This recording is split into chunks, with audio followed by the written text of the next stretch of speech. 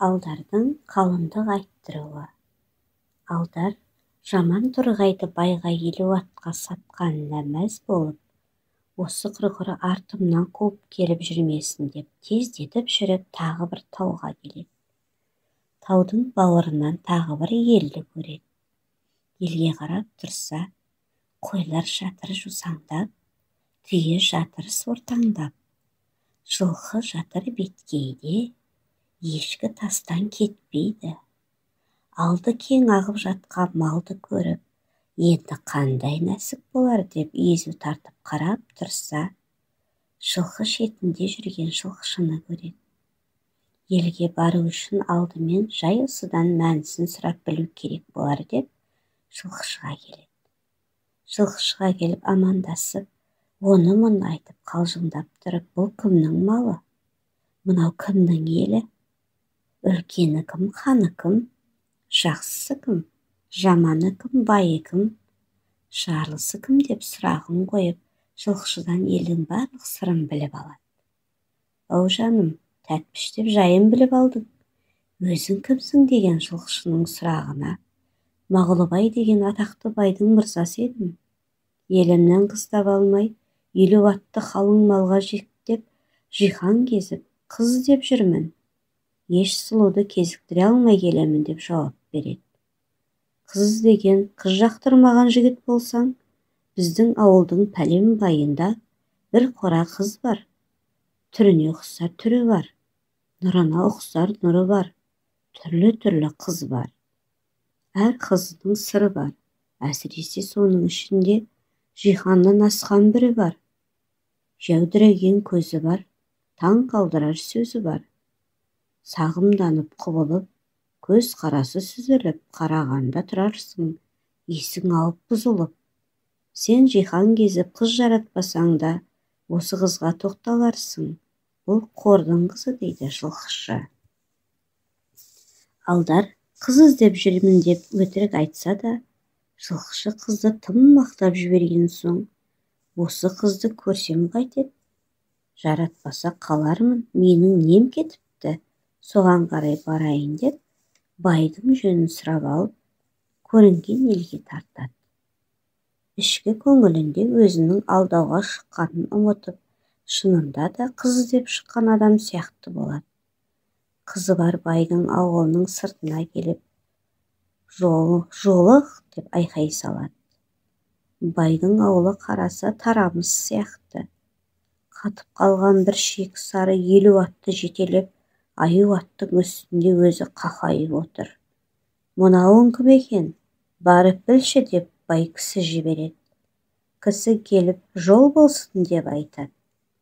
Әлей болсын, мен қонақпын. Жер жүзін шарлап, іздеп жүрген бір нәрсем бар. Қалған құтқан сөзімді, қыз іздеген сырымды. Атамыз қазақ мұрасы, қонғаннан соң сұрашы деп, рұқсат жоққа келтірмей түсе қалады. Байдың жіберген кісісі жүгіріп байға келеді.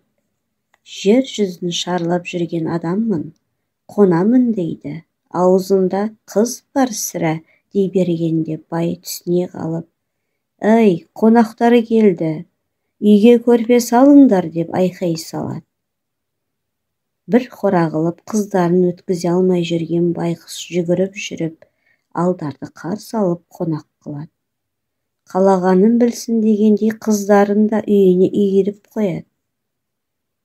Қазақ есіктен қарады дегенше, төрге шықты дегендей, ләмге келді дегенше алдар қойын қонышқа кіреді де, өтірікті шындай, шынды құдай ұрғандай қылып соғып, бүкіл ауылды елтіп аузына қаратып алады. Мынауың елден асқан жүйрік, шешен жұрттан озған көсем қой деген қорытындыға келеді. Атақты Мағұлыбай байдың мырзасы екен деген атаққа ие болады. Мағұлыбайдың қай байы деулеріне жол қалдырмайды. Сонымен Алдекең алдап байдың ең кенже қызына құда түспек болады.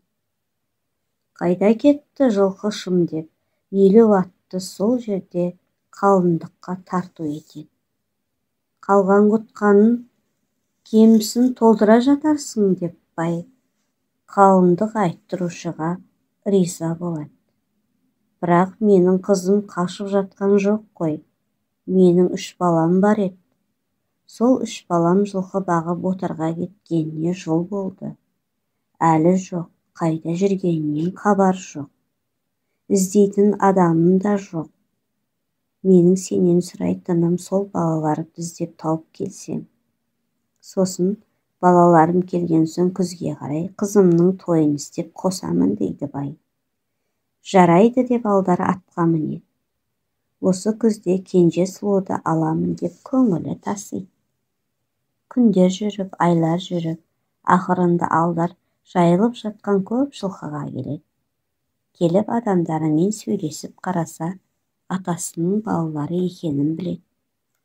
Өзінің мән жайын айтып, сол жерде танысып, құшақтасып көріседі. Байдың балалары бос немерелері болса керек.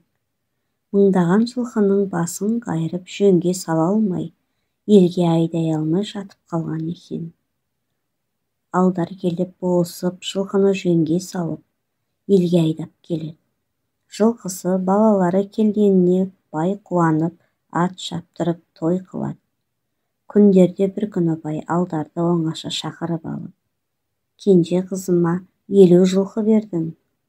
Жылқы деген өзімде көп. Оныңа қанағат етпеймін.